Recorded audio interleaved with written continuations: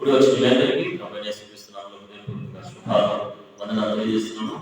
దాంతో పాటుగా నూతన సంవత్సర శుభాకాంక్షలు మీ అందరికీ మీ కుటుంబాల దేవుడు గొప్పగా దీవించుగాక. ఆమేన్. వీళ్ళగా గడిచినటువంటి సంవత్సరం అంతా కూడా దేవుడు మన కృపలో భద్రపరిచాడు. ఆయన రెక్కల చాటున కాచి కాపాడి మరి యొక్క నూతన సంవత్సరం మనల్ని అడుగులు పెట్టింపజేశాడు. కాబట్టి ఇది కేవలం దేవుడి కృపే తప్ప మరొకటి కాదు. అనేక మంది ఈ సమయాన్ని చూడలేకపోయారు. మన స్నేహితులు, మన బంధువులు, మిత్రులు, కొంతమంది మన యొక్క ఆప్తులు కూడా ఈ 2024 సంవత్సరంలో వెళ్ళిపోవడం జరిగింది. బాధాకరమైన విషయమే. అయినప్పటికీ ప్రభు అయితే మన పట్ల కృపనిచ్చాడు. ఆయన అనుగ్రహం వల్ల మాత్రమే మనం బ్రతుకున్నాము. నూతన సంవత్సరాన్ని అనుగ్రహించినందుకని దేవుని తప్పక మనం స్తుతించబద్ధమై ఉంటున్నాం. దేవునికి స్తోత్రం. కాబట్టి 2024 సంవత్సరంలో జనవరి మొదలుకొని డిసెంబర్ వరకు నేను ఒక్కొక్క నెల పేరు చెప్తాను. ఆ నెల పేరు చెప్పినప్పుడు మీరు దేవునికి స్తోత్రం చెప్పాలి. ఓకేనా? ఖచ్చితంగా మనం ప్రభువుని స్తుతిద్దాం, ఆరాధిద్దాం. 2004 సంవత్సరంలో జనవరి నెల అంతా కాపాడినప్పుడు దేవునికి స్తోత్రం. ఫిబ్రవరి నెల అంతా కాపాడినందుకు దేవునికి స్తోత్రం. మార్చి నెల మొత్తం కూడా కాపాడినందుకు దేవునికి స్తోత్రం. ఏప్రిల్ నెల మొత్తం కాపాడినందుకు దేవునికి స్తోత్రం. మే నెల మొత్తం కాపాడినందుకు దేవునికి స్తోత్రం.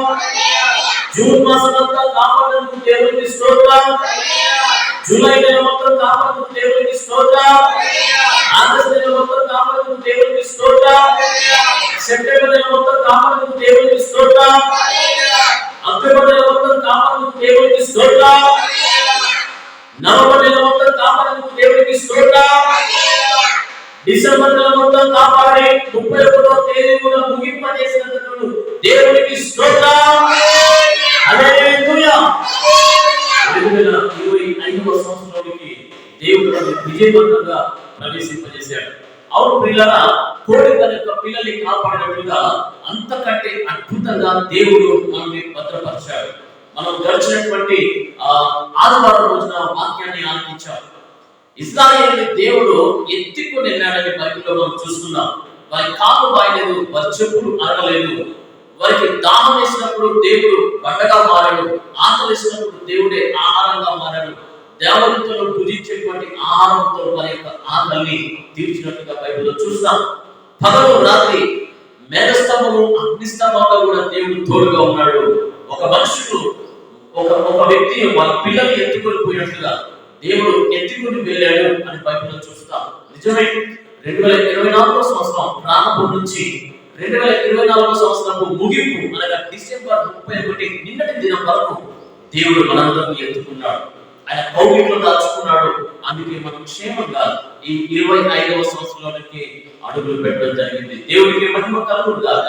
కాబట్టి ఈ నూతన సంవత్సరానికి అడుగులు పోపినటువంటి మనలతో దేవుడు ఈరోజు ఏం మాట్లాడబోతున్నాడు? ఆయన మనల్ని బ్రతికిస్తున్నాడు. ఆయన కృప చేత మనల్ని నడిపిస్తున్నాడు. ఈ దేవుడు సదాకాలం మనకు దేవుడై ఉన్నాడు. మరణం వరకు ఆయన మనల్ని నడిపించడం బైబిల్లో మనం చూస్తాం. మంచిది, నడిపిస్తున్నాడు, కాపాడుతున్నాడు. కానీ దానికి బదులుగా మన నుంచి ఆయన ఏం కోరుకుంటున్నాడు, మన నుంచి ఆయన ఆశించేది ఏంటి అని జాగ్రత్తగా మనం పరిశీలన చేయగలిగితే, దేవుడికి యెహోవా నరుని సృజించినప్పుడు నరులోంచి నారి అనబడినటువంటి అవ్వను కూడా సృజించిన పిదప వారిద్దరిని దీవిస్తూ ఆశీర్దిస్తూ మొట్టమొదటి ఒక వచనాన్ని ఆయన చెప్పినట్టుగా మనం చూస్తాం. ఆదికాండము 1వ అధ్యాయము 28వ వచనము, దేవుడు వారిని ఆశీర్వదించెను. ఎలా? చాలు, మీరు ఫలించి. ఇవ్వబడినటువంటి ఆశీర్వాదాల్లో శ్రేష్టమైన, ప్రప్రథమమైన, మొట్టమొదటి ప్రాథమికమైనటువంటి ఆశీర్వాదం ఏంటంటే మీరు ఏం చేయాలంట? ఫలించాలి. మీరు ఫలించాలి. మీరు ఫలించాలి. జాగ్రత్తగా గమనించండి. సృష్టి ఆరంభంలోనే మానవుని దీవిస్తూ దేవుడు ఇచ్చిన మొదటి ఆశీర్వాదము మీరు ఫలించాలి. 2 రకాలుగా దేవుడు అక్కడ ఆశీర్వాదం ఇచ్చినట్టు మనం చూస్తాం. ఒకటి శారీరకంగా, 2 ఆధ్యాత్మికంగా.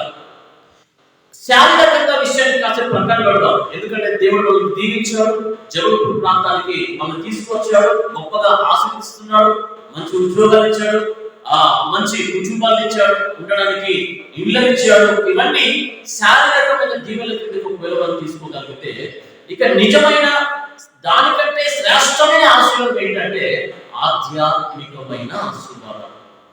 ఆత్మీయ కోణంలో ఈరోజు వాక్యాన్ని కాసేపు పరిశీలన చేసేటువంటి ప్రయత్నం చేద్దాం.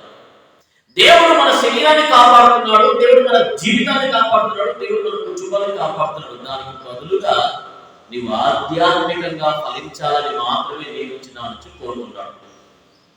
ఎలా ఫలించాలి, ఎలాంటి ఫలింపును ప్రభువు అందించి ఆశిస్తున్నాడు అనే విషయాన్ని తెలియపరచడానికి యేసుక్రీస్తు చెప్పినటువంటి ఒక చిన్న ఉపమానాన్ని మీకు జ్ఞాపకం చేయాలని ఆశపడతా ఉంటున్నాను.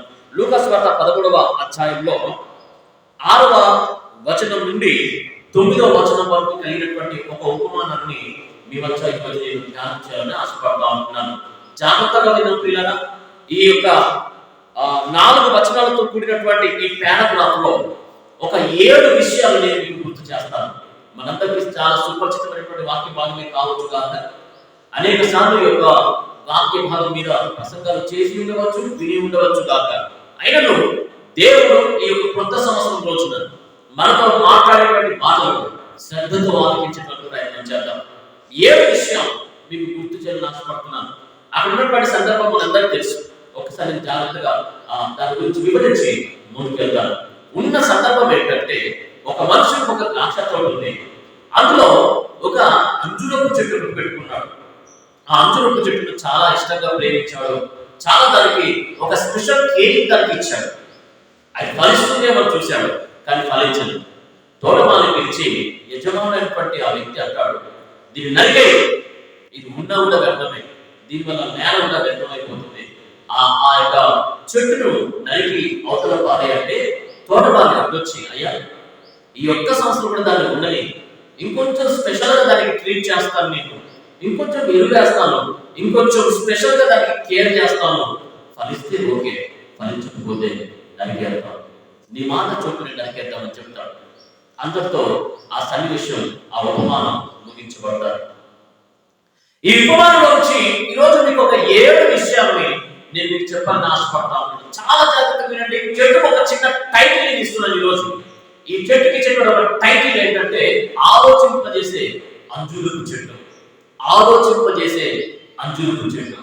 ఏమంతా ఆలోచింప చేస్తుంది, అందులో ఉన్న విషయాలు ఏంటి అని జాగ్రత్తగా కాస్త లోతులోకి వెళ్ళి వాక్యాన్ని పరిశీలన చేద్దాం. ఆ తోట అంతా కూడా ద్రాక్ష తోట, ద్రాక్షావనం. ఈ ద్రాక్ష తోటలో ఒకే ఒక్క అంజూరపు చెట్టు ఒక్కటే కనపడతా ఉంది. ఇప్పుడు ఈ చెట్టు ఎక్కడి నుంచి వచ్చి ఉండాలి? ఈ రోజుల్లో అయితే మనకు ఒక మొక్క ఇంట్లో నాటుకోవాలనుకున్నా, పెట్టుకోవాలనుకున్నా కూడా మనము ఏమంటారు, నర్సరీకి వెళ్ళి కొనుక్కోవాల్సిన పరిస్థితులు.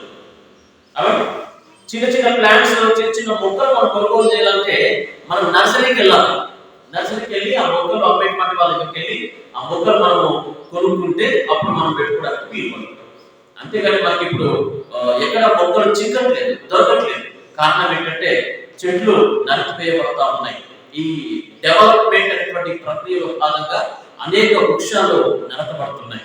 కాబట్టి మొక్కలు కొనుక్కునేటువంటి దుస్థితి నేటి ప్రపంచానికి వచ్చేసింది. కానీ ఆ రోజుల్లో ఎందుకంటే ఒక 20 సంవత్సరాల ముందు కనుక మనం వెళ్తే మన మొక్కలు ఎప్పుడు కొనుక్కోలేదు, తెలుసు కదండి. మొక్కలు కొనుక్కునేవారు కాదు. రోడ్డు ప్రక్కన చాలా వెళ్తున్నప్పుడు మన కంటికి ఏదైనా కరివేపాకు మొక్క కానీ, లేకపోతే మామిడి మొక్క కానీ, లేకపోతే ఇంకేదైనా కనపడితే దాన్ని మనం తీసుకొని వచ్చి పీకొని వచ్చి ఇంట్లో నాటుకునేటువంటి వాళ్ళ పెరట్లోనో ఆ బయటలో నాటుకుంటే అది పెరిగేది. మనం కొనుక్కునేటువంటి దుస్థితి ఒక 20 సంవత్సరాల ముందు వరకు రాలేదు. అదే విధంగా ఇక్కడ ఈ యొక్క యజమానుడు కూడా తోట మొత్తం ద్రాక్ష తోట, అందులో ఒకే ఒక చెట్టు మాత్రమే అంజూరపు చెట్టు. ఆ అంజూరపు చెట్టును ఆయన ఎక్కడో ఒక త్రోవ ప్రకారం నుండి ఆయన తీసుకొని రావడం జరిగింది. ఎందుకంటే కొనుక్కునేటువంటి దుస్థితి ఆ రోజుల్లో లేదు కాబట్టి, మొక్కలు చెట్లు చాలా పుష్కలంగా ఉన్నాయి కాబట్టి ఆయనకి రథం మీద పోతున్నాడో, గుర్రం మీద వెళ్తున్నాడో, మొత్తానికైతే సవారీ చేస్తూ వెళ్తున్నప్పుడు త్రోవ ప్రక్కలో, రోడ్డు ప్రక్కలో ఒక మొక్క కనిపించింది. ఆ మొక్క తనను ఆకర్షించింది. ఏంటా మొక్క అనేది చూస్తే అతనికి కనిపించిన మొక్క అంజూరపు చెట్టు మొక్క. ఆ మొక్కను తీసుకుని వచ్చి తన పెరట్లో నాటుకున్నాడు. నెంబర్ 1, మొట్టమొదటి విషయం లేదా మొదటి పాయింట్, త్రోవ ప్రక్కన ఉన్న చెట్టు. త్రోవ ప్రక్కన ఉన్న చెట్టు. ఈ అంజూరపు చెట్టు ఎక్కడి నుంచి వచ్చిందయ్యా అంటే, ఎక్కడో ఒక త్రోవ ప్రక్కన పడి ఉంది.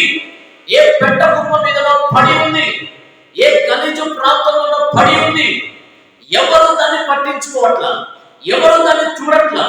ఒక ఒక విసిరివేయబడి చెట్టుగా ఉంది, ఒక ఎన్నిక లేని చెట్టుగా ఉంది.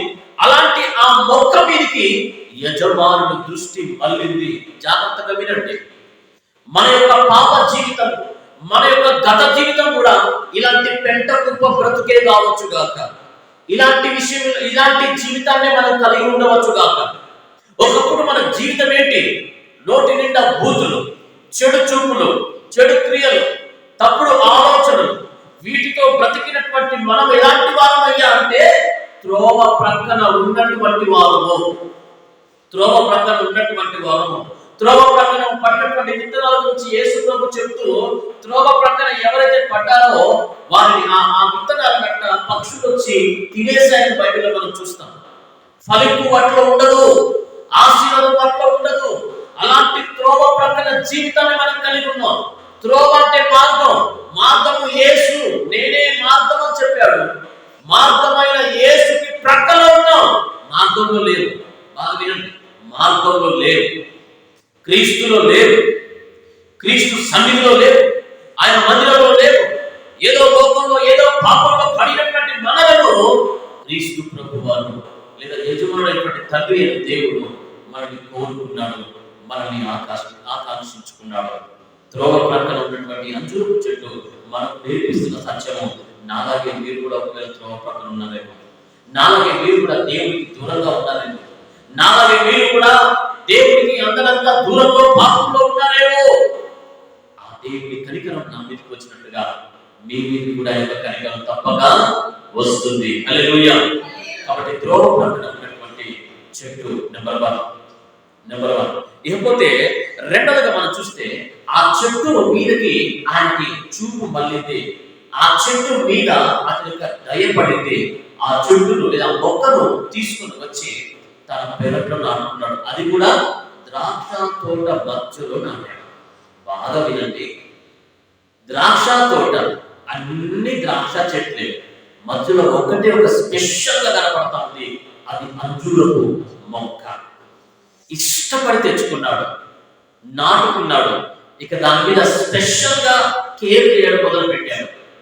మిగతా అన్ని చెట్లకు ఎంత నీళ్లు పోస్తున్నాడో దీనికి ఇంకొంచెం ఎక్కువ పోయడం మొదలు పెట్టాడు. మిగతా అన్ని చెట్లకు వేసే ఎరువుతో పాటు దీని మీద ఇంకొంచెం ఎక్కువ ఎరువు వేయడం మొదలు పెట్టాడు. ఒక మాటలో చెప్పాలంటే, ఈ చెట్టు రెండవ పాయింట్ గా ప్రేమను పొందిన చెట్టు. ఒకటి త్రోవ ప్రక్కన ఉన్న చెట్టు, రెండవదిగా ప్రేమను పొందిన చెట్టు. ఈ చెట్టు యజమాని యొక్క ప్రేమను పొందింది. ఈ చెట్టు యజమాని యొక్క జాగ్రత్తను పొందింది. ఈ చెట్టు యజమాని యొక్క భద్రతను పొందింది. త్రోవ ప్రక్కన ఉన్నప్పుడు దానికి ఏ విధమైన భద్రత లేదు. ఏ ఆవు కానీ, ఏ గేదె కానీ, ఏ మేత కానీ వచ్చి కూడా దాన్ని తక్కువ తినేసేటువంటి అవకాశం ఉంది. కానీ అక్కడి నుంచి తన మరంలోనికి, తన తోటలోకి తీసుకొచ్చిన తర్వాత ఒక సెక్యూరిటీ ఇచ్చాడు, ఒక భద్రత కల్పించాడు, ఒక సంరక్షణానికి అనుగ్రహించాడు. అది మాత్రమే కాదు, స్పెషల్ గా తానే ఆ చెట్టు మీద చెట్టుకు నీళ్లు పోయడం, ఆ మొక్కకు నీళ్లు పోయడం, తానే ఎరువు వేయడము. ఒక మాటలో చెప్పాలంటే, ఒక స్పెషల్ ట్రీట్మెంట్, ఒక స్పెషల్ కేరింగ్ అనేది ఆ చెట్టు పొందుకుంటా ఉంటుంది. అందుకే అంటున్నాను, రెండవదిగా ప్రేమను పొందిన చెట్టు. మన లోకంలో ఉన్నప్పుడు, మన పాపంలో ఉన్నప్పుడు, త్రోవ ప్రక్కన జీవితాన్ని కలిగి ఉన్నప్పుడు, క్రీస్తు మన కొరకు మరణించినటువంటి సువార్త మన యొద్దకు వచ్చినప్పుడు, దాన్ని అంగీకరించిన పిదప, యేసు రక్తంలో మనం కడగబడిన తర్వాత, క్రీస్తు నిన్ను అమితముగా ప్రేమిస్తున్నాడు. క్రీస్తు నిన్ను అమితంగా ప్రేమించాడు. అందుకే ఆయన చెంతకు వచ్చాం. ఆయన చెంతకు వచ్చిన తర్వాత మనం బైబిల్లో చూసాం, గత వారంలో కూడా మనం విన్నాం, ఆయన కోడి తన పిల్లల్ని కాపాడినట్లుగా మనలను కాపాడుతూ వస్తున్నాడండి. మనకు భద్రతనిస్తున్నాడండి. ఆయన ప్రేమతో మనల్ని కప్పుతున్నాడండి. ఆయన ప్రేమతో మనం చుట్టుముడుతా ఉన్నాడండి.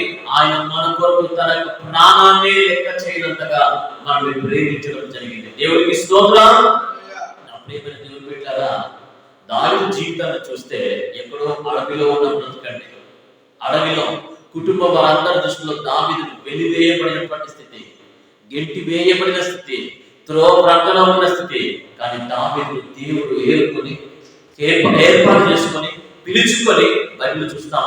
కీర్తన గ్రంథము 78వ కీర్తన 70వ వచనము కనుక మనం చూసినట్లయితే, గొర్రెల దొడ్లలో నుండి దావీదును పాడి గొర్రెలు పాలించుట పోషించుట మానిపించి ఇశ్రాయేలు ప్రజలను పోషించుట కొరకు పరిపాలించుట కొరకు రాజుగా నేను ఆయన్ని పిలుచుకున్నాననే మాట మనం గమనిస్తాం.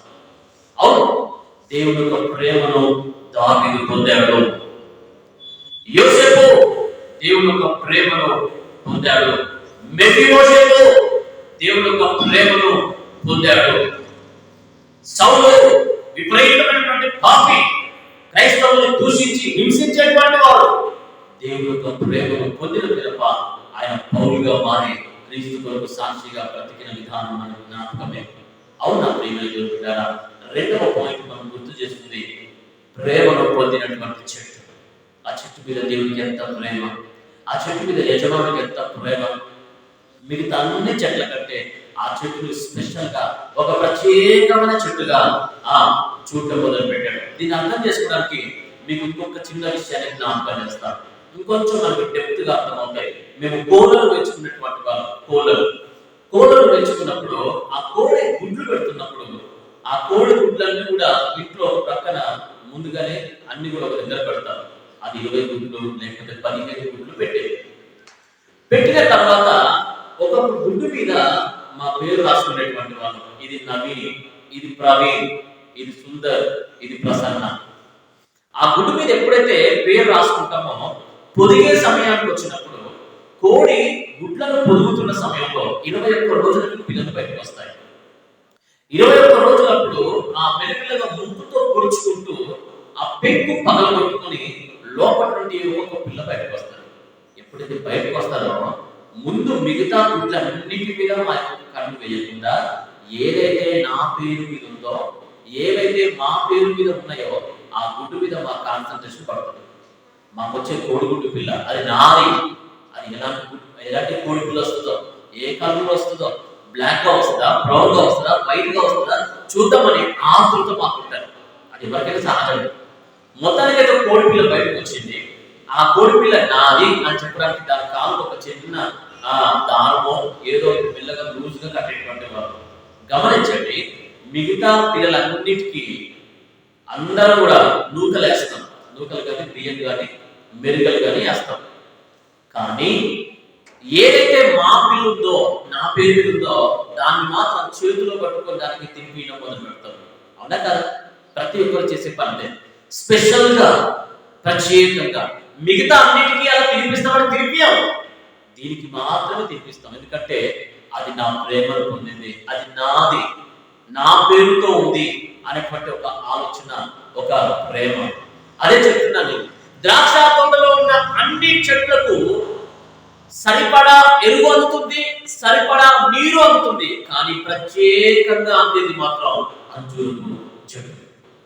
ప్రత్యేకమైన ప్రేమను పొందిన చెట్టుగా ఈ చెట్టు మారింది. ఎందుకు అంత ప్రేమిస్తుంది తెలుసా? ఆ చెట్టు నుండి ఏదో కొంత ఫలం వస్తుంది అనేటువంటి ఆలోచన. ఆశపడ్డాడు, ఆశపడి చెట్టును పెంచాడు. చెట్టు చాలా పెద్దగా పెరిగింది. ద్రాక్ష తోటలో ఆ చెట్టు పెద్దగా ఎత్తుంటే యజమానుడు తోటమాలతో చెప్పేటువంటి వాడు, తోటమాలే ఈ చెట్టు నేను తీసుకొచ్చి నాటాను, ఈ చెట్టు నేను నాటితే పెరిగింది, నేను దాన్ని చాలా ఇష్టపడ్డాను, నేను దాని మీద మమకారం పెంచుకున్నాను. ఇవాళ రేపైనా ఒక పండు కాస్తుంది, ఒక ఫలము కాస్తుంది, ఆ ఫలం నేను తినాలి, చాలా ఆశపడుతున్నాను తోటమాలి అని చెప్పి తోటమాలతో పదే సంభాషణ జరుగుతుండేది. రోజులు గడుస్తున్నాయి. ఈలోపు 3వ పాయింట్ లో మనం జ్ఞాపకం చేసుకుంటాం. ఫలము ఇవ్వని చెట్లు. రోజులు దొరుకుతున్నాయి, నెలలు పరిగెడుతున్నాయి, సంవత్సరాలు దొరుకుతా ఉంటున్నాయి. కానీ బైబిల్లో చూస్తాం, ఆ చెట్టు మీద ఒక పండు కూడా యజమానుడికి కనిపించలేదు. బాగా వినండి, ఒక పండు కూడా కనిపించల. అదే చెప్తున్నాను. మూడో పాయింట్ లో ఫలం ఇవ్వని చెట్టు, ఫలం ఇవ్వాల. ఆకులు విశాలంగా ఉన్నాయి, కాండం పెద్దగా పెరిగింది, చెట్టు చాలా విశాలంగా పొడవుగా పచ్చగా కలకలాడుతూ కనపడతా ఉంది. కానీ లేనిది మాత్రం ఏంటంట? ఫలములు లేవు. सब कुछ है उस पेड़ में, दिखने में तो बहुत सुंदर है, बहुत लंबी चौड़ा हो गई थी, लेकिन उसमें क्या नहीं थे? फल नहीं थे, फल नहीं थे। उनकी जो मालिक था, वो मालिक इसलिए लाके उसको रखा गया, गाड़ दिया गया, ताकि वो फले फूले। लेकिन जिन उद्देश्य से, जिस मकसद से उसको लाया गया था, उसी मकसद को उसने भूल गया, उस पेड़ को भूल गया। मेरे प्रिय, నా ప్రియమైన దేవుని బిడ్డలారా, ఏ ఉద్దేశంతో నాటబడిందో ఆ ఉద్దేశాన్ని ఆ యొక్క చెట్టు మర్చిపోయింది. ఫలించాలి అన్న ఆలోచన లేదు. పొడవవుతుంది, వెడల్పు అవుతుంది, పెద్దగా కనపడుతుంది, భయంకరంగా ఎదుగుతుంది, కానీ ఏం లేవట? ఫలాలు మాత్రం ఫలించాలనేటువంటి ఆలోచన దానికి రావట్లేదు. యేసుక్రీస్తు ప్రభువుకి ఒకసారి ఆకలేసినప్పుడు దూరం నుంచి ఒక చెట్టు కనిపించింది. ఆ చెట్టు పేరు అంజూరపు చెట్టు. అంజూరపు చెట్టును చూడగానే చాలా పొడవు ఉంది, చాలా వెడల్పుగా ఉంది, ఆకులు చాలా కనపడతా ఉన్నాయి, ఖచ్చితంగా దీంట్లో పండు ఉంటుంది, ఒక ఫలం ఉంటుంది, తిని ఆకలి తీర్చుకుందాం చెప్పేసి ఆ చెట్టు దగ్గరికి పరిగెత్తుకుంటూ వెళ్ళాడు క్రీస్తు ప్రభువు. వెళితే బైబిల్లో ఉంది, ఆ చెట్టు మీద ఆకులు తప్ప ఫలములు లేవు. ఆకులు పుష్కలంగా ఉన్నాయి, పచ్చగా కలకలాడుతూ నిగనిగలాడుతూ కనపడతా ఉంది, కానీ దానిపైన ఫలములు కనిపించలేనటువంటి మాట క్రీస్తు నోట నుండి రావడం గమనిస్తారు. మరుక్షణమే ఆలస్యం లేకుండా ఆ చెట్టును యేసయ్య శుభించేశాడు. ఎండిపోయిందట చెట్టు, ఎండిపోయింది. ఫలము కనిపించని చెట్టు పనికిరానటువంటిది. చిన్నప్పుడు మా పెరట్లో ఒక బొప్పాయి చెట్టు ఉండేది. బొప్పాయి చెట్టు, పపీతాలు హిందీలో, తెలంగాణలో బొప్పాయి చెట్టు అంటారు. ఈ బొప్పాయి చెట్టుకి రెండు రకాలు ఉన్నాయి. పూత చెట్టు ఒకటి ఉంటుంది, దానికి ఎంతసేపు పూతలు మాత్రం పూస్తుంది, పువ్వులు మాత్రం వస్తాయి, అంతే. పూత వస్తుంది కానీ కాయ రాదు. కాయ వస్తుంది 2 సంవత్సరాలు చూసాము, కాయ రాలేదు, నరికి అవతల పారేస్తుంది. సహజమే, ఉపయోగం లేనటువంటి చెట్టు అంటే ఉపయోగం లేనటువంటి చెట్టు. పోతు చెట్టులు ఎవరు ఇష్టపడరు. యేసుక్రీస్తు ప్రభువారు కూడా అదే జరిగింది అక్కడ. అంజూరపు చెట్టుని ఎందుకు సేవించాలంటే ఫలములు లేవు. ఇప్పుడు ఇక్కడ పరిస్థితులు చూసినట్లయితే యజమానుడు చాలా ఆశపడి త్రోవ పక్క నుంచి తెచ్చుకొని దాన్ని ప్రేమించి దాన్ని నాటితే, దాన్ని ఎక్కువగా కేర్ చేస్తే ఒక్క పండు కూడా అది ఇవ్వట్లేదంట. ఒక్క పండు కూడా ఇవ్వట్లేదు. దాన్ని నరకాలని పట్టు ఆలోచన చేసింది. 4వ పాయింట్లో ఇంకొక మాట గుర్తు చేస్తాను. నిరాశపరిచిన చెట్టు. ఈ చెట్టు ఏం చేస్తుంది అంటే, యజమానుడు ఏం చేస్తుంది? నిరాశపరిచింది. చాలా హోప్స్ పెట్టుకున్నాడు, చాలా ఆశ పెట్టుకున్నాడు. ఆ చెట్టును చూసినప్పుడల్లా ఈ చెట్టు ఫలము తినాలి, నేను దాన్ని తిని నా ఆకలి తీర్చుకోవాలి, నలుగురికి చూపించాలి, ఇదిగో నేను తీసుకొచ్చి నాటిన చెట్టు, ఇదిగో పెరట్లో ఎక్కడో ఒక పెద్ద కుప్ప మీద ఉంటే దాన్ని తీసుకొచ్చి నాటే చెట్టుని అని గొప్పగా దాని గురించి చెప్పాలనుకున్నాడు. కానీ అలా చెప్పలేకపోయాడు. కారణం, ఆ చెట్టు ఫలించకపోగా నిరాశపరిచి యజమానుడు నిరాశ చెందాడు. ఇప్పుడు నిరాశ చెందడమే కాకుండా మరొక అద్భుతమైన పాయింట్ మనం అక్కడ చూద్దాం. నిరాశపరచడం మాత్రమే కాకుండా మరొక అద్భుతమైనటువంటి పాయింట్ చూద్దాం. చూడండి, ఒక్కసారి చదవండి దయచేసి 7వ వచనం.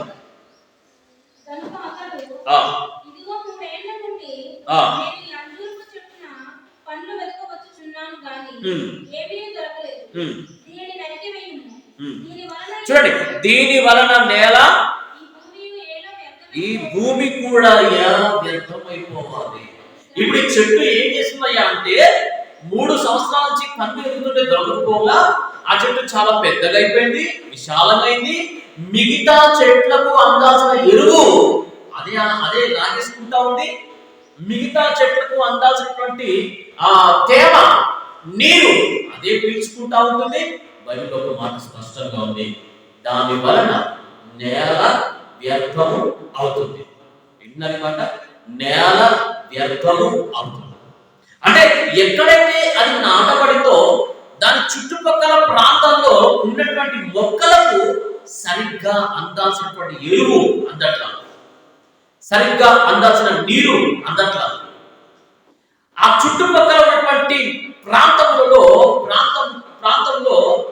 నీటి తేమ తగ్గిపోయింది, నేలంతా కూడా వ్యర్థమైపోతుంది. ఎంత విషాదకరమైన విషయం.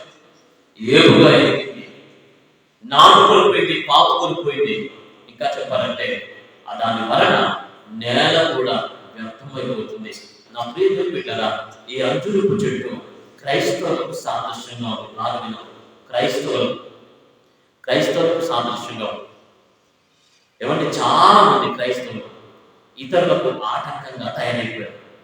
దేవుల్లో వారు ఎదగట్లేదు, ఎదగలేవాళ్ళు.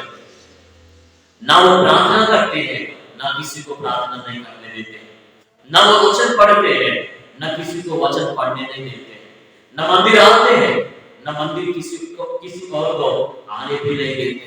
मतलब कहने का तात्पर्य यही है कि आज के जो मसीह लोग जो है एक रुकावट जैसे बन गए, ताकि दूसरे कोई आशीष ना पा सके, ताकि दूसरे कोई मंदिर में ना जा सके, ताकि दूसरे कोई प्रभु यीशु मसीह को सच्चा और अच्छा परमेश्वर करके नहीं मान सके। एक रुकावट बन गए, ఒక ఆనందంగా తయారైపోయారు. నేల వ్యర్థమైపోతుంది, భూమి సారం వదులుకుంటుంది. రీజన్ ఏంటి? సమస్తాన్ని ఆక్రమించుకొని పాతుకొనిపోయినది. అందుకే బైబిల్లో చూస్తాం, మిమ్మల్ని బట్టియే కదా అన్య జనుల ముందు నా నామము దూషించబడుతున్నది. క్రైస్తవులు బట్టే, అన్యులను బట్టి కాదు దూషించబడింది, మిమ్మల్ని బట్టియే. నేను క్రైస్తవులారా మిమ్మల్ని బట్టియే దేవుని పేరు పెట్టుకొని సారాయి దుకాణంలో దూరుతున్నావు. బైబిల్ నామధేయాన్ని కలిగినటువంటి నీవు సినిమా హాల్లో కనపడతా ఉంటున్నావు, ఉండకూడని ప్రదేశాల్లో కనపడతా ఉంటున్నావు, చేయకూడని పనులు చేస్తా ఉంటున్నావు. ఇలాంటి విషయాలన్నీ అందరూ తెలిసినప్పుడు చూసినప్పుడు నా నామాన్ని దూషిస్తున్నారయ్యా. మీరే ఆటంకంగా మారిపోయారు, మీరే అడ్డుపడగా మారిపోయారు. ఇతరులు ఎందుకు దేవుడిని నమ్ముకోలేకపోతున్నారంటే రీజన్ మీరే కనుక సక్రమంగా ఉన్నట్లయితే వారు తప్పక ఎప్పుడో అంగీకరించేటువంటి వారు. మీరు అలా లేరు. ఎంత విషాదకరమైన విషయం ప్రియమైన వాళ్ళారా, ఎంత విషాదకరమైన విషయం. జక్కయ్య విషయంలో మనం చూడొచ్చు. చాలా మంది యేసుతో పాటు నడుచుకొని ఆనుకొని ఆయనతో పాటు నడిచినటువంటి అనేకులు ఉన్నారు. యేసయ్య జక్కయ్య ఇంట్లోకి వెళ్ళడం ఆలస్యం. వారందరూ యేసుతో పాటు ఉన్నవారే, కానీ సరగడం మొదలుపెట్టారు, కొనగడం మొదలుపెట్టారు. దేవుని బిడ్డలు సరగొచ్చా, దేవుని బిడ్డలు కొనగొచ్చా, ఇతరులకు ఆటంకంగా మారొచ్చా. ఆయన బయటకు వచ్చినా కానీ వారి బుద్ధి చక్కగా అవ్వలేదు. అప్పుడు వారు మారలేదు. అంటే అంతవరకు ఎలా ఉన్నారంటే ఆటంకంగానే. ఎవరు వారు? యేసుతో పాటు నడిచిన వారు. ఎవరు వారు? యేసుతో ఆనుకున్న వారే. ఎవరు వారు? యేసుతో పాటు ప్రయాణించినటువంటి వారే. మరి ఏం చేశారు? సరిగేటువంటి వారుగా, కొనిగేటువంటి వారుగా, తప్పుడు మాటలు మాట్లాడుకునేటువంటి వారుగా, ఒకరి చెవులు ఒకరు కొనుక్కునేటువంటి వారుగా, ఇక్కడ ముచ్చట అక్కడికి అందజేసేటువంటి వారుగా మారిపోతున్నారు కదా. అలాంటి వారిని బట్టి దేవుని నామం అంట దూషించబడుతుంది. అలాంటి వారు ఉన్నంత వరకు ఒక్కరు కూడా ప్రభు చెంతకు రాలేదు. ఈరోజు పాపమే కాదండి, లోకమే కాదండి, క్రీస్తు దగ్గరికి రాకుండా మనుషుల్ని ఆపేది ఒక క్రైస్తవురాలు. వారి జీవన విధానం, వారి ప్రవర్తన క్రీస్తు దగ్గరికి అనేకులు రావడానికి ఆటంకంగా తయారవుతుంది. అది చూసి సహించలేనటువంటి ఈ యజమానుడు అంటాడు, నరికాయ ఈ చెట్టు ఉండదు. ఈ చెట్టు పెరగకపోగా ఇతర చెట్లు కూడా పెరగలేకుండా ఆపేస్తుంది. దీని వలన నేల మొత్తం ఏమవుతుందంట? వ్యర్థమైపోతుంది, భూమి వేస్ట్ అయిపోతుంది, అందులో తేమ తగ్గిపోతుంది, సారం కోల్పోతుంది. అయ్యా కొట్టమని ఒక్క క్షణము కూడా ఈ మొక్కలు ఉంచకూడదు, నరికేయి. దేవుని ఉగ్రత మన మీదకి రాకముందే ఆటంకంగా ఉన్నామన్న విషయాన్ని గుర్తెరిగి బ్రతుకులు మార్చుకుని జీవితాన్ని సరి చేసుకుంటే నిజంగా దేవుడు మన పట్ల కనికరించుకుంటాడు. కాబట్టి దయచేసి మరొక్క మార్గం జ్ఞాపకం చేస్తున్నాను. మనం ఇతరులను ప్రభు చేతకు నడిపించే విధంగా ఉండాలి, కానీ ఆటంకపరిచే విధంగా ఎంత మాత్రం కూడా ఉండొద్దు. 4 విషయాలు జ్ఞాపకం చేశాను. ఒకటి, త్రోవ పక్కన ఉన్న చెట్టు. 2, ప్రేమను పొందిన చెట్టు. 3, ఫలం ఇవ్వని చెట్టు. 4, నిరాశపరిచిన చెట్టు. 5గా నేలను వ్యర్థపరిచిన చెట్టు. నేలను వ్యర్థపరిచిన చెట్టు. అలాంటి ఈ చెట్టు విషయంలో తోటమాలితో యజమానులు మాట్లాడుతున్నారు ఏమని. ఇప్పుడు తోటమాలి బదులు ఏం చెప్తున్నాడో చూద్దాం ఒకసారి. 8వ వచనం. అయితే వాడు, అయ్యా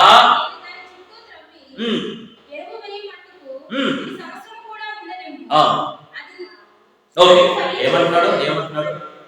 ఈ సంవత్సరం కూడా ఉండదు. ఈ యొక్క సంవత్సరం 3 సంవత్సరాలు వెయిట్ చేశావు కదయ్యా, ఈ యొక్క సంవత్సరంలో ఉండని. నీవు చేసినటువంటి కేరింగ్ కంటే నేను ఇంకా ఎక్స్ట్రా కేరింగ్ చేస్తాను. ఎరువు వేస్తాను, చుట్టూ త్రవ్వి నీరు పోస్తాను. రోజుకు 2 సార్లు అంతకుముందు పోసేవా, ఇప్పుడు 4 సార్లు పోస్తాను. రోజుకు ఒక బాల్టీ లేకపోతే ఒక బకెట్ ఎరువు మీరు వేసానా, నేను 2 బకెట్లు వేస్తాను. ఎక్కువగా దాన్ని కేర్ చేస్తాను, ఎక్కువగా దానికి చేస్తాను. అయితే ఈ ఒక్క సంవత్సరము ఉండని. ఏమంటే 6వ పాయింట్లో అవకాశం పొందిన చెట్టు అనండి. అవకాశం పొందిన చెట్టు. ఈ చెట్టు ఏం పొందుతుంది అంటే ఒక chance. A tree got a chance. ఈ యొక్క చెట్టు ఒక సంవత్సరాన్ని అవకాశంగా పొందింది. జాగ్రత్తగా వినండి. 2021, 2022, 2023, 2024 ఇలా ప్రతి సంవత్సరం దేవుడు నీ పట్ల కలిగినటువంటి ప్రణాళికలో భాగంగా ఫలాలు వెతుకుతూ వస్తున్నాడు. మనం ఫలించాల్సిన ఫలం ఏంటంటే ఆత్మ ఫలము. అది 5:22 ప్రకారంగా ఆత్మ ఫలం ఏమనగా ప్రేమ, సంతోషం, సమాధానం, దీర్ఘశాంతము, దయాళుత్వము, మంచితనము, విశ్వాసము, సాత్వికము, ఆశానికము. ఈ ఆత్మ ఫలము అనేటువంటి ఫలాన్ని ఫలించాలని ప్రతి సంవత్సరం నీలో నాలో ఉందా లేదా అని దేవుడు వెతుకుతూ వస్తున్నాడు. ఆయన పండు కనిపించలేదేమో. యజమానుడైనటువంటి తండ్రికి పండు కనిపించలేదేమో, ఫలము కనిపించలేదేమో. ఈ సంవత్సరము మనల్ని నరికేద్దాం అని ఆలోచన చేసినప్పుడు తోటమాలినటువంటి క్రీస్తు అడ్డవచ్చు. ఆయన అడ్డుగా వచ్చి, అయ్యా ఈ చెట్టు జోలికి రావద్దు, ఈ చెట్టును దయచేసి ఉంచు, ఈ వ్యక్తిని దయచేసి ఉంచు, ఈ కుమార్తెను దయచేసి ఉంచు, ఈ సంవత్సరం కూడా ఉంచు. 2025వ సంవత్సరాన్ని అవకాశంగా ఇచ్చాయి. 2025వ సంవత్సరాన్ని అవకాశంగా ఇచ్చాయి. ఈ సంవత్సరం ఒకవేళ ఫలించడం చూద్దాం. ఈ సంవత్సరం మాత్రం దయచేసి వారికి ఇవ్వయ్యా. ఆత్మఫలం ఫలిస్తారు. వారికి తగిన వాక్యాన్ని అందిద్దాం, వారికి తగిన ప్రార్థన నేర్పిద్దాం, మందిరంలో తగిన క్రమశిక్షణతో వారిని నింపుదాం, ఆత్మీయతను నేర్పిద్దాం అని చెప్పి నీ పక్షంగా నా పక్షంగా దేవుడు ఒక సంవత్సరానికి బ్రతిమలాడుకుంటే, యేసయ్య ఒక సంవత్సరం గడువు ఇవ్వమని కోరుకుంటే యజమాను ద్వారా పర్మిషన్ గ్రాంటెడ్ అని సీల్ చేయబడిన విధంగా ఈ 2025 సంవత్సరం దేవుడు మనకిచ్చాడు. బాగా దేవుడు మనకిచ్చాడు. తెలుసా, ఒకటే రీజన్, నీవు ఫలించాలి. ఆదాము అవ్వలకి ఏదైతే చెప్పాడో దేవుడు, ఆ ఫలింపుల గురించి వారు ప్రారంభ దినాల్లోనే కోల్పోయారు. నేను ఫలించాలని ప్రభు మరలా కోరుతున్నాడు. అర్జునుడు చెట్టు నీకు నాకు సాదృశ్యంగా ఉంది. యాక్చువల్గా చూస్తే నరికివేయబడాలి ఆ చెట్టు. వాస్తవానికి మాట్లాడుకుంటే ఆ చెట్టు వల్ల అనేకమైనటువంటి చెట్లకు ఆటంకంగా ఉంది. నేల సారం పోతుంది, నేల తేమ పోతుంది, అది వ్యర్థమైపోతుంది. కాబట్టి నరకబడాలి. కానీ దేవుడు మరొక అవకాశం ఆ చెట్టుకి ఇచ్చినట్టుగా మనకు కూడా మరొక అవకాశం దేవుడు మనకిస్తున్నాడు.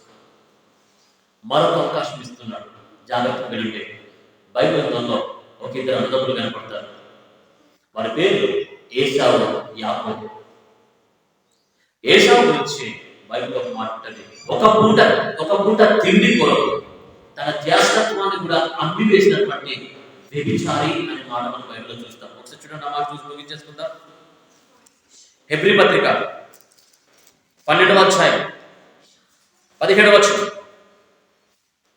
16-17. ఒక పూట కూటి కొరకు తన జ్యేష్ఠత్వపు హక్కును అమ్మివేసిన ఏశావు వంటి భ్రష్టుడైనను వ్యభిచారి అయినను అని చూడండి. ఏశావు ఆ తరువాత ఆశీర్వాదం పొందగోరి విడుచుచు ఎంతో శ్రద్ధగా వెతకినను అవకాశం దొరకక మరలా తన తప్పులు తెలుసుకొని అయ్యా నేను తను వదులుకున్నాను, నన్ను మన్నించు అని ఎంతో శ్రద్ధగా ఆ యొక్క జ్యేష్ఠత్వం కొరకు ఎదురు చూసినప్పటికీ ఆయనకు మారు మనసు పొందడానికి అవకాశం ఏం చేసిందని దొరకల. మనకు ఒక సంవత్సరానికి దేవుడు అవకాశంగా ఇచ్చాడు. మనకి జనవరి నెల మొదలుకొని డిసెంబర్ 31వ తేదీ వరకు అనగా 2025వ సంవత్సరాన్ని అవకాశంగా దేవుడు ఇచ్చాడు. ఎందుకు తెలుసా? ఫలించడానికి, మన ఫలము నిలిచి ఉండడానికి, మనము దీవించబడడానికి, మనం ఆశీర్వదించబడడానికి దేవుడు మనకు అవకాశం ఇచ్చాడు. తప్పేటువంటి కుమారుడు సందర్భంలో మనం చూడొచ్చు, ఆయనకు అవకాశం వచ్చింది, గుర్తొచ్చింది, నేను ఆ తండ్రికి ఎత్తుకు వెళ్తే బాగుంటుంది అనిపించింది. అవకాశాన్ని సద్వినియోగపరచుకుని తండ్రి ఎదుగు వెళ్ళాడు. నిజంగా దీవించబడ్డాడు, నిజంగా ఆశీర్వదించబడ్డాడు.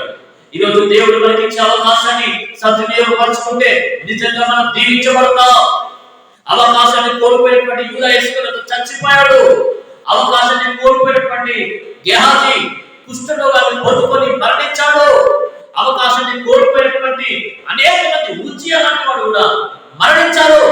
మనకి దేవునికి అవకాశం ఇచ్చాడు. ఈ 2025 సంవత్సరం ఆశీర్వాద సంవత్సరంగా కాక ఫలింపు సంవత్సరంగా మనం దీన్ని తీసుకోగలిగితే నిజమైన దీవెన మనకి ఖచ్చితంగా వస్తుంది. ఆ విషయాలు చెప్పాను మీకు. ఆ విషయాలు ఒకటి త్రోవ ప్రకారం ఉన్న చెట్టు అక్కడి నుంచి ప్రేమను పొందింది, ప్రేమను పొందిన చెట్టు యజమాని ప్రేమను పొందింది. మూడవదిగా ప్రేమను పొందిన తన ఫలించాలి, కానీ ఫలించలేదు, అందుకని ఫలించని చెట్టు. నాలుగవదిగా నిరాశపరిచిన చెట్టు. ఐదవదిగా నేలను వ్యక్తపరిచిన చెట్టు. ఆరవదిగా అవకాశం పొందిన చెట్టు. చివరిగా ఏడవదిగా అక్కడ చెట్టు మరి ఫలించిందా ఫలించలేదా మనకు కనిపించదు. కానీ ఆ చెట్టు ఎవరు అంటే నీవు నేనే అని వాక్యం సెలవిస్తా ఉంటుంది. అది మనకు సాదృశ్యంగా ఉంది. ద్రాక్ష తోట ఇశ్రాయేలుకు సాదృశ్యం, అంజూరపు చెట్టు మనకి సాదృశ్యం. ద్రాక్ష తోట ఇశ్రాయేలుతో పాటు సరి సమాన హక్కు దేవుడు మనకు కల్పించాడు. మన కొరకు తన ప్రాణాన్ని అంకితం చేశాడు. మనము ఇశ్రాయేలును కలిసి ఆత్మీయ ఇశ్రాయేలుతో కలిసినటువంటి గొప్ప భాగ్యం దేవుడు మనకు అనుగ్రహించాడు. గమనించండి, యజమానుడు తండ్రి దేవుడు, తోటమాలి క్రీస్తు. ఇప్పుడు క్రీస్తు చెప్తున్న మాట, అది ఫలించినా సరే లేకపోతే నరికే. 7వ పాయింట్లో చెట్టు ఫలించిందా లేదా కనిపించదు. ఆ చెట్టు మనమే కాబట్టి చివరిగా నిర్ణయించుకోవాల్సిన చెట్టు. 7th పాయింట్, నిర్ణయించుకోవాల్సిన చెట్టు. ఒక నిర్ణయం ఇప్పుడు తీసుకోవాలి, ఒక తీర్మానం తీసుకోవాలి. ఫలించాలా ఫలించకూడదా? ఫలిస్తే సరే నువ్వు నిలబడతావు, నీ ఫలం నిలిచి ఉంటుంది, దీవించబడతావు, ఆశీర్వదించబడతావు, ఒక స్థాయిలోకి వచ్చేస్తావు. ఫలించకపోతే దేవుడి ఉగ్రత, దేవుడి శిక్ష, దేవుడి యొక్క ఆ కోపం నీ మీదకి దోష వచ్చే అవకాశం ఉందేమో, నా మీదకి దోష వచ్చే అవకాశం ఉందేమో. ఈరోజు ఫలించాలనేటువంటి ఉద్దేశంతో ప్రభు మనతో మాట్లాడుతున్నాడు. ఈ 2025వ సంవత్సరం ఆశీర్వాదం కాదండి, 2025వ సంవత్సరం స్వస్థత కాదండి, 2025వ సంవత్సరం సమృద్ధి కాదండి. ఈ 2025వ సంవత్సరము ఒక ఫలించేటువంటి సంవత్సరంగా మనం దీన్ని గుర్తించగలగాలి. ఫలింపురాలి. ప్రతి ఏడాది కాయటువంటి కాయ ఫలము ఈ ఏడాది మనలో కాయాలి, ఫలించాలి. అదే గలతీ 5:2 ప్రకారంగా ఆత్మ ఫలము. ఆ ఫలము మనం ఫలిస్తే నిజంగా దేవుడు మనకు నిలబెడతాడు. మనం బ్రతికించాడు ఆయన. 2025వ సంవత్సరం కూడా ఇచ్చాడు ఆయన. బ్రతికించడం దేవుడి యొక్క కృప అయితే ఫలించడం మన యొక్క బాధ్యత. మన యొక్క బాధ్యత. ఎక్కడో త్రోవ ప్రక్కన ఉన్నటువంటి చెట్టు తీసుకొచ్చి నాటాడే, ఇక దానికి ఏం పోయి, దానికి కావాల్సిన పని, అది చేయాల్సిన పని ఏంటంటే ఫలించాలి. పెట్టిందల్లా చక్కగా తిని స్వీకరించి నువ్వు ఫలించు, ఆ ఉద్దేశం దాంతో తీసుకొచ్చాడు. కానీ అది ఫలించాలి. మనం కూడా ఒకప్పుడు గత జీవితం అంతా గందరగోళమే కావచ్చు కాదు, పాపమే కావచ్చు కాదు, లోకమే కావచ్చు కాదు, మనం కూడా అలాంటి పెంటలో మనం కూడా అలాంటి ఆ పాడుపడ్డ పాప భూమిలో నుండి బయటకు తీసుకొచ్చాడు, దీవించాడు, ప్రేమించాడు, ఫలించమంటున్నాడు. ఫలించకుండా తండ్రి దేశం నిరాశపరుస్తున్నావా? ప్రతి ఏడాది కూడా దేవుడు మనకి ఇస్తుంటే నిరాశపరుస్తున్నావా చూస్తూ ఉన్నాడు. ఆయన ఉగ్రతో మళ్ళీ రాకముందే ఫలిస్తే సరే ఒక తీర్మానం తీసుకుంటాం.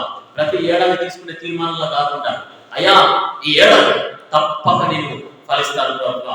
ప్రతి ఏడాది ఒక తీర్మానం తీసుకుంటున్నావు. ఇదిగో దాన్ని నువ్వు ఒక 4 రోజులు కొనసాగిస్తున్నావు, ఒక 5 రోజులు కొనసాగిస్తున్నావు, ఒక 10 రోజులు కొనసాగిస్తున్నావు, లేదా ఒక నెల.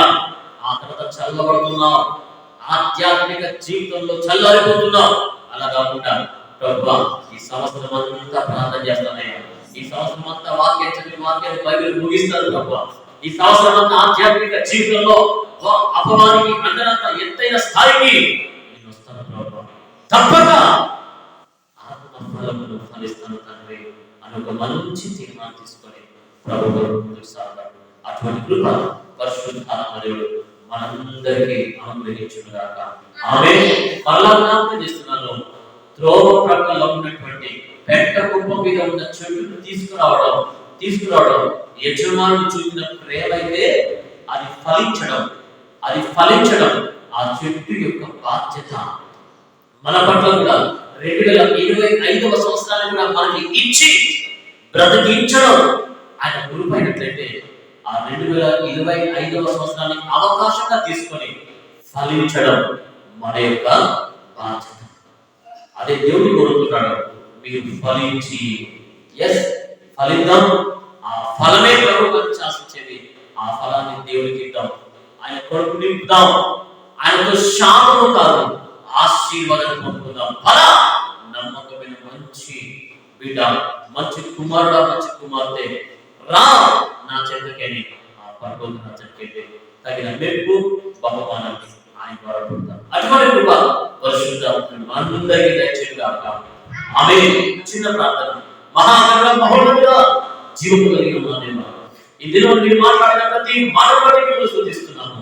అయా చెట్టు యొక్క విషయాన్ని మాకు జ్ఞాపకం చేస్తూ, ఎలా ఫలించాలో, ఫలించని చెట్టు వల్ల ఎంత నిరాశ యజమానుడు చెందాడో, ఫలించని చెట్టు అనేక చెట్లకు నేలకు కూడా ఆటంకంగా ఎలా మారుతుందో మేము గమనించాం. అయినను ఆ చెట్టుకు అవకాశం ఇచ్చినట్టుగా మీరు మాకు ఒక అవకాశం ఇచ్చారు.